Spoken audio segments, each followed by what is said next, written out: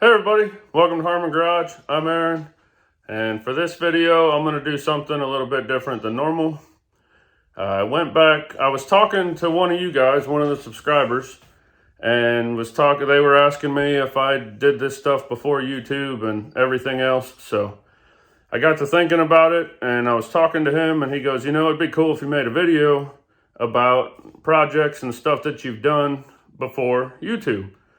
I was like, you know what, that is a pretty cool idea. So I've been sitting here for a couple hours going through my phone, old posts on social media, old computer that has a bunch of photos and stuff on it, and a couple video clips here and there and whatnot. And I compiled quite a few pictures of projects that I did in the past. But I know there was a lot more pictures that, old phones didn't get stuff transferred, whatever, but I got quite a few. I'm gonna go through with you guys, tell you what they are, tell you what the projects were, stuff like that, show you pictures, show you little video clips that I might have, and I'll do a voiceover, which, bear with me, is the first time I've done something like this, so it's gonna be a new process for me, and hopefully it turns out good. But I just thought it'd be kind of cool, and he mentioned it'd be kind of cool if I just kind of did a before YouTube video. So that's what we're going to do. So I'm going to get everything going and show you guys what I've done in the past. Okay, you guys have probably seen this picture before. I think I've posted it on stuff. This was the truck that got me into square bodies. This was my grandfather's truck. This picture was probably late 80s, early 90s. He had this truck for a long time, drove it everywhere. And like I said, it's what got me into square bodies. Now we're going to jump forward to probably 2012. I got into motorcycles for a little while, and I started building cafe racers.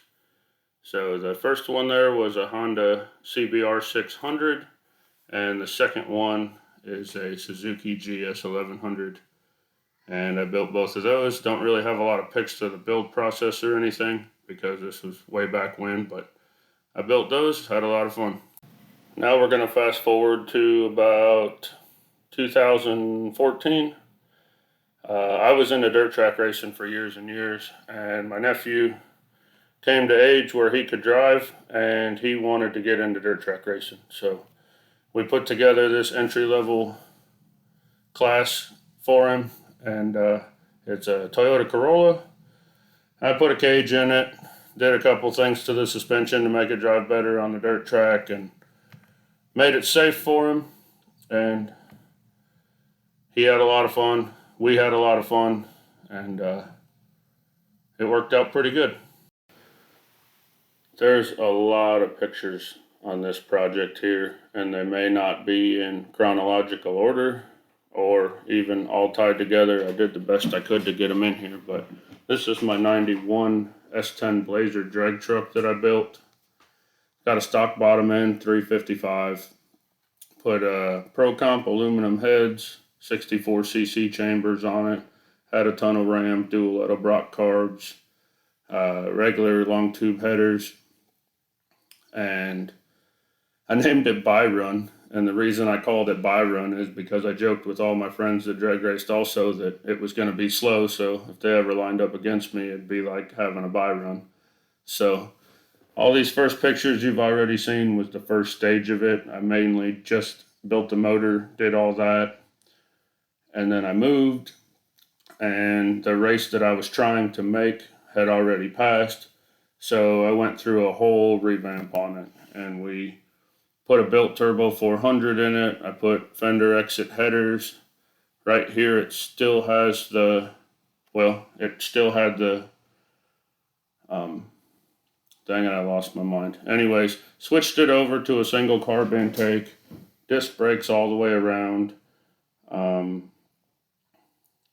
put Mosier axles in the rear end,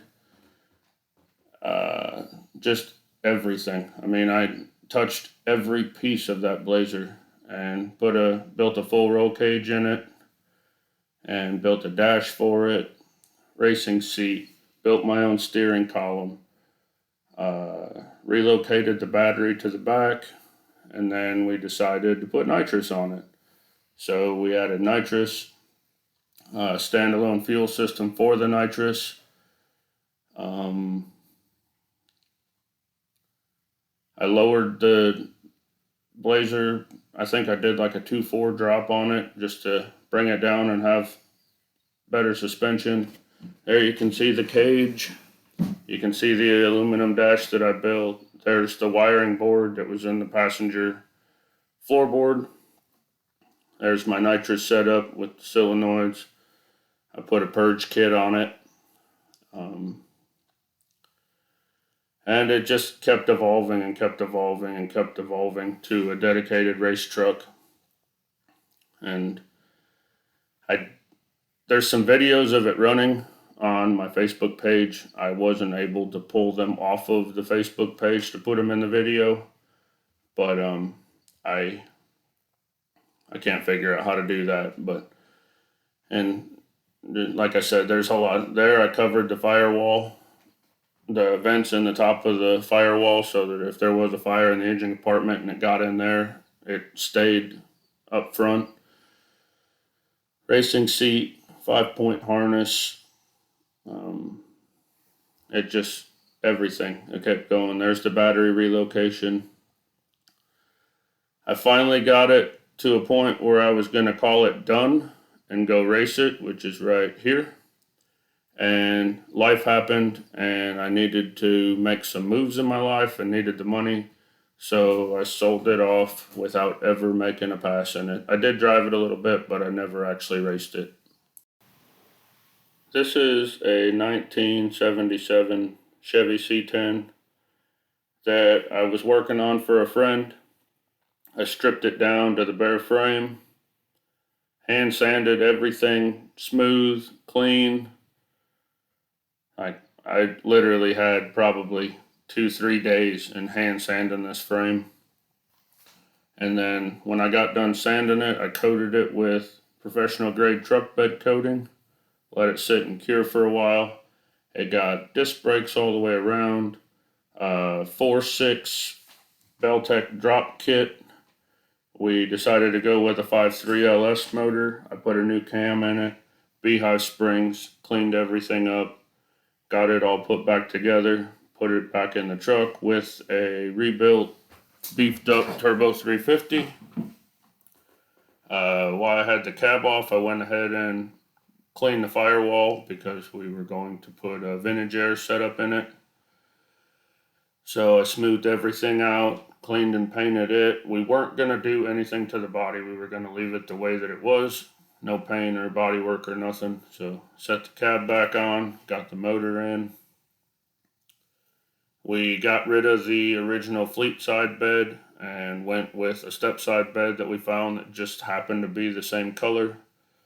So I was going to kind of paint some white striping on the sides of the fenders just to make it match. And that's, once again, that's when I moved, but there's some more progress on it. Got the intake on it, got the headers on it. It was going to be a twin turbo truck, kind of a daily driven race truck type ordeal. And got to a point, got pretty much to this point, and life happened, and they took the truck on, and that was it. This is just a quick little project I did. I don't have a lot of pictures of it, but I put all aftermarket gauges in a factory bezel. I think it turned out pretty good, and like I said, just another little project. Well, if you've been watching the channel for a while, you guys are familiar with this truck. It's now known as Ron Jeremy. But this is the 1980 square body that I got for my nephew. Had a 5.7 Oldsmobile diesel in it. It's locked up, got the motor running. Took it to C10s in the park in Texas in 2018. On the way home from there, the diesel motor blew up. Me and my dad built a decent little 305 motor. Put it in. It went to my nephew. He drove it for a little bit, decided he didn't like the 305, wanted to LS swap it, took it apart. It's been through like 3 or 4 renditions since then. and now it's about to go on to about the 4th or 5th one, and that'll be coming up on the channel here real soon. This was an 82 Suburban that I had for a little while. The guy was parting it out when I got it, so a lot of stuff was missing. But I went through and fixed some things that I could fix and started putting it together, and I decided I was going to make a panel. I called it the panel burb. I was going to make a panel truck out of it, weld the rear doors shut, take the rear door glass and all the rear windows out. The motor that actually came out of Ron Jeremy is that right there. Ended up going in this, and then I put a round eye front clip with a cowl hood on it, and I was in the process of doing it, and when I moved from Texas to Alabama, I just wasn't able to bring it with me. So one of my buddies over there got it, and I'm not really sure what happened to it after that. I don't remember exactly what year this was. I think it was a 52 or a 53 Chevy panel delivery, and I got it running and put some newer model recovered seats in it, made brackets and mounts and everything for a buddy of mine. Made it so it was drivable and gave it back to him. This was an 84 Corvette that when I took the tunnelram off of the drag Blazer, a buddy of mine hit me up and said, "Hey, I'd like to have that on my Corvette." I was like, okay. It was Smog Era 84 C4, and it had the Crossfire throttle body fuel injection on it. And it was, like I said, Smog Era, and it ran okay, but it didn't run all that great.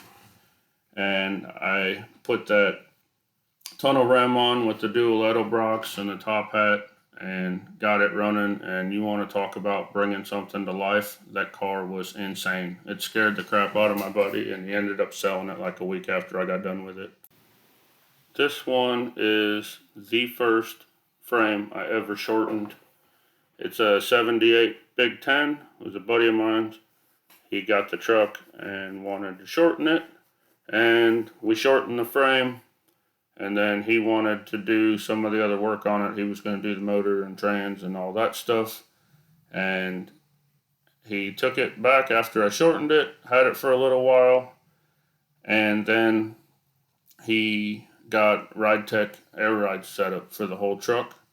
So we brought it back, and I installed the Ride Tech front and rear 4-link, or airbags in the front, 4-link in the back.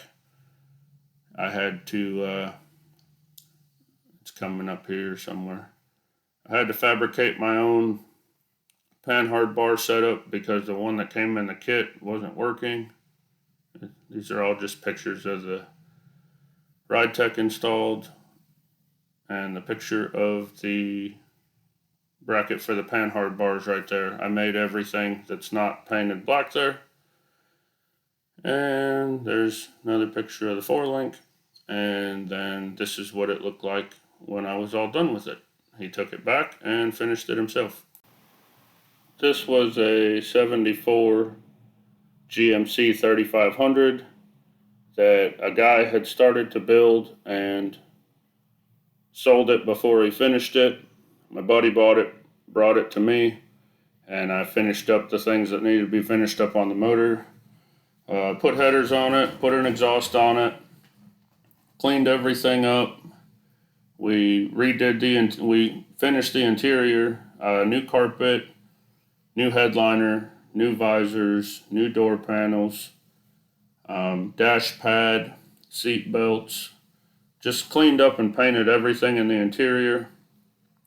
And then he actually sold it. My buddy sold the truck to his dad, and his dad brought it back to me. And right here, that's the height that it was when we started, and I did about a 3/4 drop on it, and that's what it looked like when we were done. Son bought the truck back, and that's the last I heard about that one. This was a cool little project a friend brought me. What you're looking at now is the roof that was on this side-by-side because a tree had fallen on it and crushed the original one, so the guy put what you just saw on there. And my buddy bought it from him and brought it over to me, and he wasn't worried about like a roll cage for stability for rolling over. He just wanted to have it be the normal height with a regular roof on it so he could sit in it without hunching over and didn't have the sharp edges from the barn tin that was on top of it or whatever. So I just kind of roughly built up a cage. There I put his brand. He had cattle and stuff. I put his brand on the front of it with the winch and painted it all up, put a new top on it. It was a neat little project, a lot of fun, and he loved it. So this is honestly probably one of my favorite projects I've done. I think it was a 76 GMC 1-ton dually. It came to me like this. It was already lowered, and the guy kind of wanted a rat rod service truck, I guess you'd say. So I had this bed that I had for sale. He saw it up for sale, bought it from me, and then had me install it for him. And it was a single rear wheel bed. Put it on the dually, chopped it out to where it had wheel clearance, and then we welded trailer fenders onto it. I had to put some little extensions on there to make it fit the bottom of the bed, make everything fit right. But it was really cool. I really liked it. It was a fun project. And then I put a custom made a roll pan for the back. I put a hidden hitch in it, which you'll see here in a minute. You can kind of see the cutout for the hitch there. But put a hitch in it, made the roll pan for it, and then I put a flip down license plate that covered up the hitch, just kind of give it a little bit more of a cool factor. But I love that project. I probably spent 20 hours a day working on that thing just because I was so excited about it and wanting to get it done. Turned out really good. Went back to the owner. I have no idea where it's at or what it's doing, but I look at pictures of that thing all the time. I love that truck. If you guys have been watching the channel for a while, you might recognize this one. This is Longhorn, and this is what it looked like when I got it.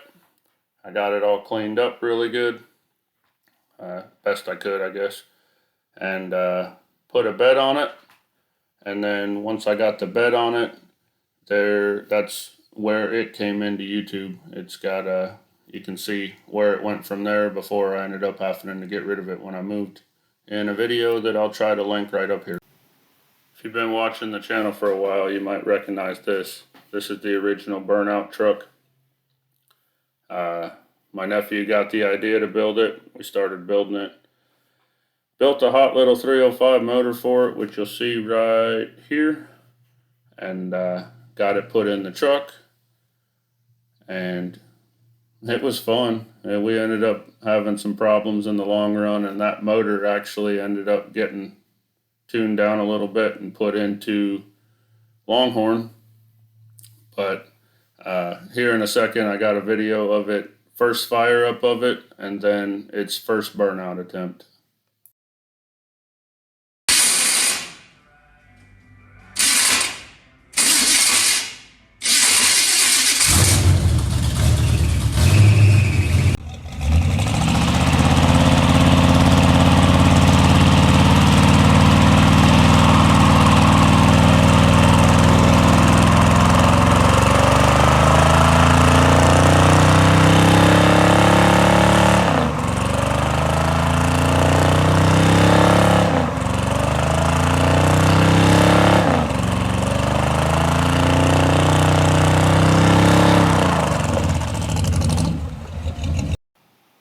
In that burnout video, we found out afterwards that the throttle linkage wasn't adjusted properly and never got into the secondaries on the carburetor. So that was basically a burnout with a two barrel, I guess you'd say, because the secondaries, the throttle cable wasn't pulling the carburetor open far enough to get into the secondaries. So I'd say it was pretty decent for a two barrel burnout. You guys have heard me talk about the wrecker that I had, that the motor that's now in Pennywise came out of. I'm not going to go through the whole story again, but I got this wrecker. It needed a water pump, didn't have a carburetor on it, and the motor in it was brand new. And I ended up in the long run, I ended up pulling the motor out of it, putting it in Pennywise because we needed that truck to go do something. And my neighbor actually ended up with the truck. He put a small block in it, got the winches fixed on it, and he uses it not to tow trucks, but just to move stuff around at his shop and stuff for his automotive repair business that he's got.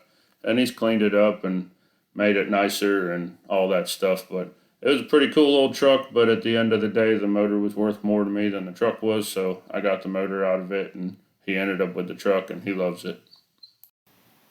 All right, I'm just going to do a little picture collage here of some other stuff that I've worked on. If you've been with the channel, you guys know the flatbed story, and there's a video on that I'll link up here as well. And then there's a World War II Willys Jeep that I finished a restoration on. There's a 72, I think, Toyota FJ40 that I put a 4.3 V6 with a 4L60 in it, and so on and so forth. So I'll let you check out the pictures, and then we'll wrap this thing up.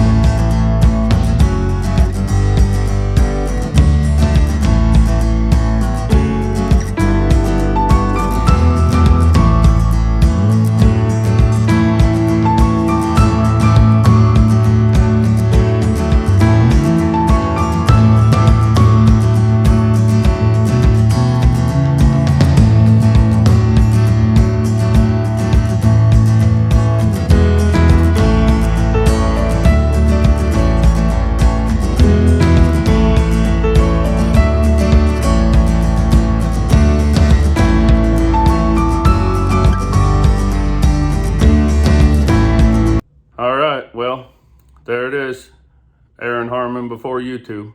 So everything there is pre-Harmon Garage. A lot of those pictures that you saw were when I owned my shop in Texas, that I actually had a storefront, Harmon Automotive and Performance, and I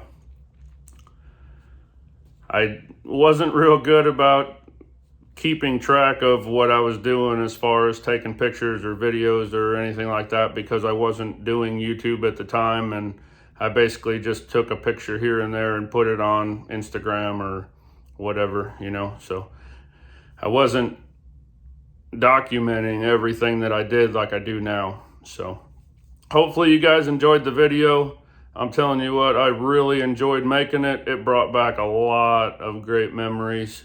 A lot of time spent with my nephew and my buddies and everything else, and I really enjoyed doing this, and it was fun. So hopefully you guys enjoy watching it.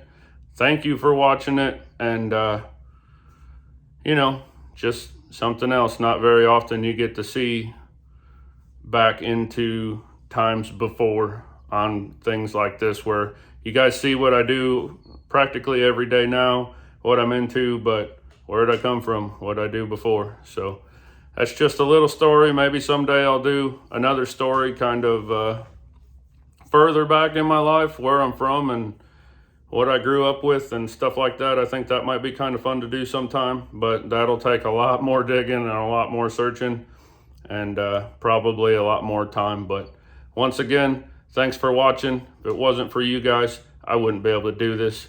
Y'all have a good one, and we'll see you next time.